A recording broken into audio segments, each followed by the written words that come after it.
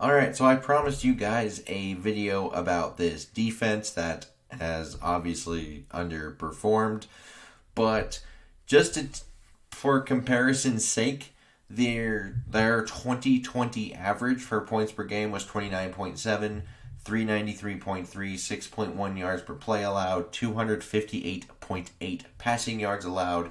They allowed nearly 2 touchdowns per game at 1.88. Almost a 1 interception per game at 0.94. They allowed 7.9 yards per passing attempt in 2020. Rush yards 134.4 and yards per carry at 4.6. Those aren't great numbers. In 2021, in the 2 games so far, 30.5 points per game allowed, which is worse than the 29.7. 420 total yards allowed, which is worse than the 393.3 yards. 6.6 yards per play, worse than 6.1. 294 yards through the air allowed, once again worse than 258.8. They are allowing 2.5 touchdowns per game now, which is obviously worse than the 1.88. They have 1 interception per game, which is better. 10.5 yards per attempt, worse. 126 rush yards, which is better, but it's 4.4 yards per carry, which is still better than 4.6, but not by much. So it's basically more rushing attempts that really inflate that number a bit. And for people that are probably going to be like, well, it's only week 2, small sample size, I am aware of that. However, let's compare last year's disastrous start to this one in just weeks 1 and 2 for each of these 2 seasons. So in 2020, 35.5 points per game allowed. This year, 30.5. Total defense allowed last year, 438. 420 this year. 6.1 yards per play allowed in 2020. 6.6 this year. Pass yards at 283.5 for 2020. 294 this year. They both allowed 2.5 touchdowns per game. 0.5 interceptions in 20. 1 interception in 21. Yards per attempt, 8.2 in 20. 10.5 in 21. Rush yards, 154.5 in 2020. 126 this year. 4.7 yards per carry last year. 4.4 this year. Now, those numbers are way too similar to just discredit to small sample size, and as much as I would like to.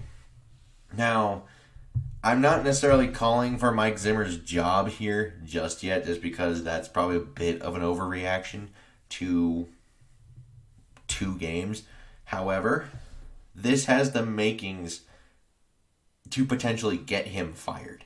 And that's not necessarily because they're bad. It's primarily what they're bad at. Because this offense is actually the youngest offense in the league, which is kind of weird to think about. But it is. And this defense is not. And you have a defensive-minded head coach with a bunch of veteran defensive players. So what's going on?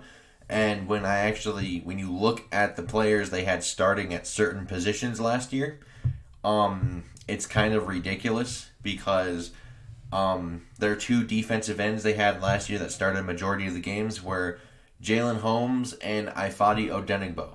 This year, it's Danielle Hunter and DJ Wanham. Danielle Hunter has a $13.37 million cap hit. Jalen Holmes and Odenigbo are on the Saints and Browns practice squad right now. Michael Pierce and Dalvin Tomlinson manning the 3-tech and the nose tackle positions, making an average per year of $19.5 million. Last year, they had Shamar Stephen and Jaleel Johnson. Shamar Stephen is on a 1-year, $1 million contract in Denver, being the backup. Jaleel Johnson was initially signed by the Houston Texans, was then cut at final cuts, signed to the Saints practice squad, and was re-signed by the Texans recently. Eric Kendricks he's a mainstay. Todd Davis signed with the Giants and then retired, so he never really played a game with the Giants. They do have Nick Vigil replacing him, so That one's actually been a good addition, at least in coverage. I think in the run game, he's not the best. I don't think he sheds blocks very well. But in coverage, he's much better than what they had last year, I think. Eric Wilson signed a 1-year, $2.75 million deal for the Philadelphia Eagles. Minnesota's kind of been using kind of a myriad of people there. It could be Troy Dye, Blake Lynch other days. So they did get younger there, but that's primarily because they don't have Anthony Barr available to them. Otherwise, Anthony Barr and Nick Vigil would be the other two linebackers next to Eric Kendricks. Then last year, Cam Dantzler, he was, a starting corner. Now he's Bashaud Breeland's backup. And then you had Chris Boyd, who would be, he started majority games on the outside. So he's Peterson's backup now. So obviously, both more veteran players. Peterson signed a 1-year, $8 million deal that can go up to $10 million. And then you have Bashaud Breeland, who signed a 1-year deal worth $3 million. In the nickel, they had Jeff Gladney last year, which we don't need to talk about that. He's not in the league anymore. Mackenzie Alexander is our new nickel corner, who signed a 1-year, $1.1 million deal. Harrison Smith is still there. And then Anthony Harris signed a 1-year, $4.4 million deal, and they replaced him with Xavier Woods, who was on a 1-year, $1.75 million deal.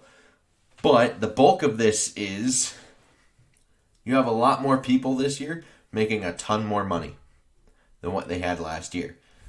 They're essentially paying more money for the same production they had last year to this point, which for last year was unacceptable. Now you have actual starting defensive players in the game. So I don't see how that makes this any more acceptable. It just makes it more inexcusable that it's happening.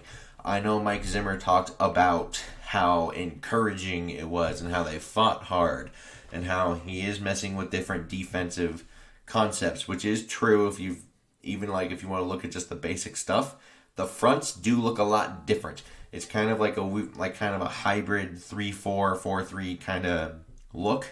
So they are messing with different things, and he kept saying how encouraging it was and how this is how he expected the team to play throughout the whole thing. And I was like, it better not be. You gave up 7.9 yards per play, 11.1 yards per pass attempt against the Arizona Cardinals.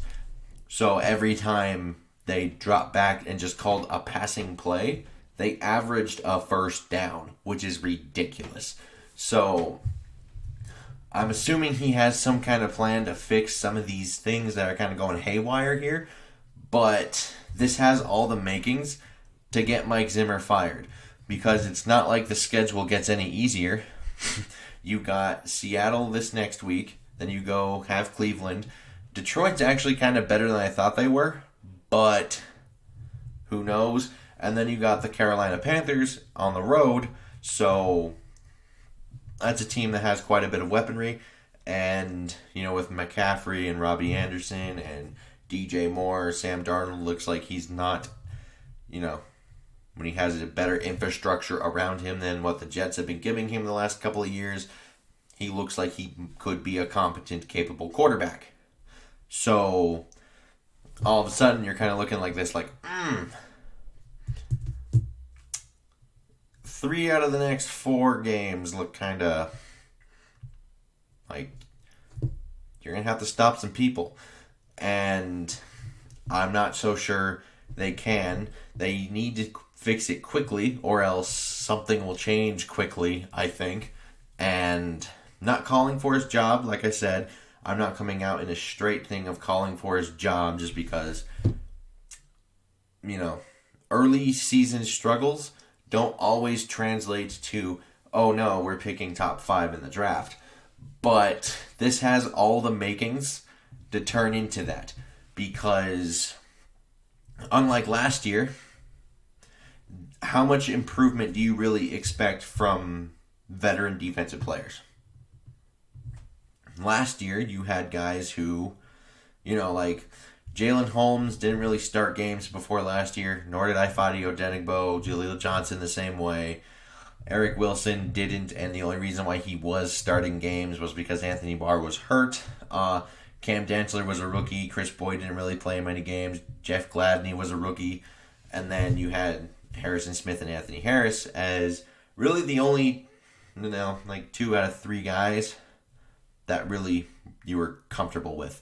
So, just in comparison, there's a lot of improvement that can be made there because you have a lot of players actually gaining starting experience where now they have a bunch of players where a majority of them already have that starting experience and if anything might get more fatigued and become a little bit worse throughout the year. So this is very concerning that they're basically at the same point unless this is really just all mental mistakes and a lack of being able to hit people. So tackling is worse in the beginning of the year. That's pretty normal, but it's not a good look.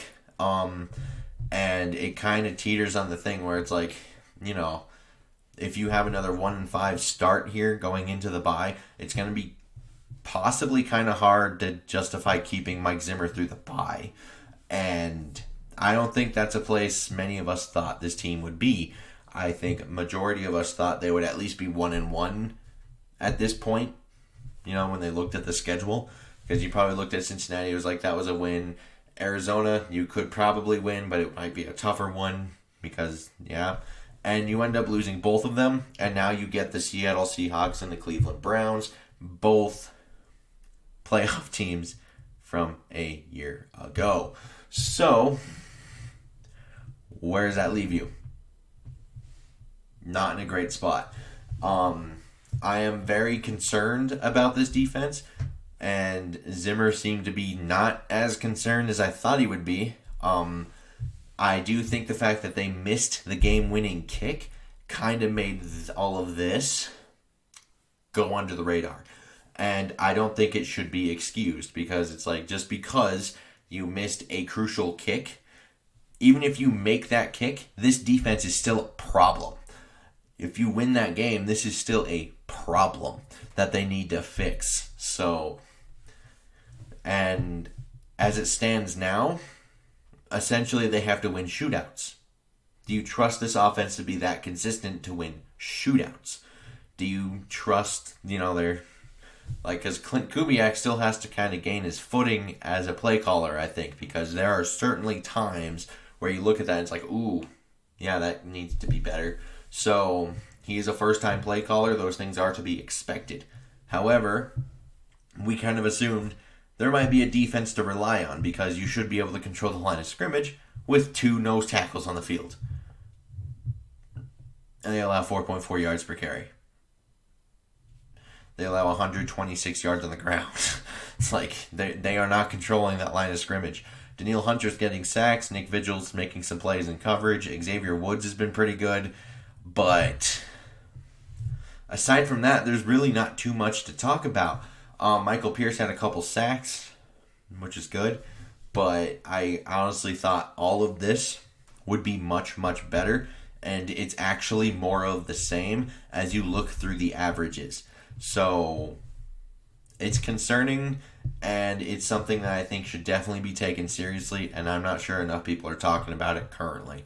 I've seen some complaints about the defense, but it's primarily been about, will they cut the kicker? I'm not even talking about the kicker strictly because, I kind of, at this point, anticipate them to not make the kick, which is probably bad, but I'm also viewing this as the defense is on the field much more often, and if you improve the defense, you actually kind of lessen the kicker value, because if you don't need to kick a game-winning field goal to win the game, it's not a problem. How do you fix that problem? You maybe allow less than 30 points per game. That's a good start, because if your offense can actually put up points, which the last 2 weeks, 24 points and 33 points, with a defensive head coach with a veteran defense, you would think you'd come away with at least 1 win out of those 2 games, if not 2. They lost both. So, I think this is actually primarily falling on the hands of Mike Zimmer.